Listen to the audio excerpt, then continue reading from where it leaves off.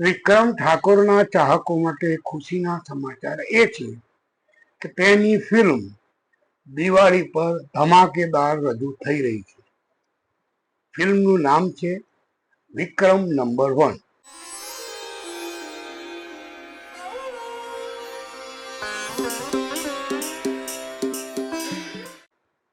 મારી પાસે જે માહિતી છે એ છે કે આ ફિલ્મનું નામ પહેલા વિક્રમ રાજા હતું, પરંતુ અન્ય ભાષાની ફિલ્મોનું પણ નામ આ જ હોય એનું નામ બદલવામાં આવ્યું છે અને હવે ફિલ્મનું નામ છે વિક્રમ નંબર 1.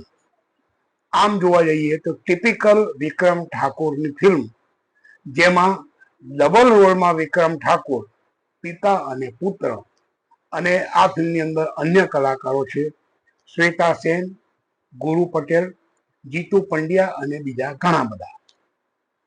આમ તો લવ, રોમાન્સ અને એક્શન એટલે ફાઇટિંગ એ વિક્રમ ઠાકોરની ફિલ્મની મેઇન યુએસપી હોય, અને આ ફિલ્મમાં પણ આ બધી જ વસ્તુઓ ભાર ભરેલી છે.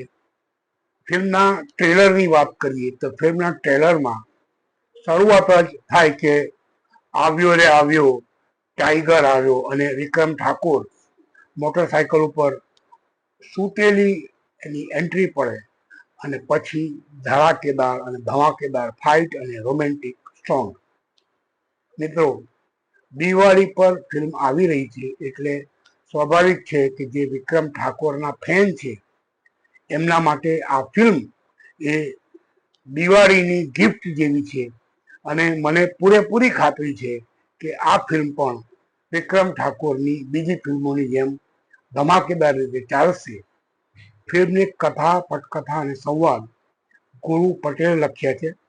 ફિલ્મના નિર્માતા છે મનોજ પટેલ અને દિગ્દર્શક છે જીતુ પંડ્યા.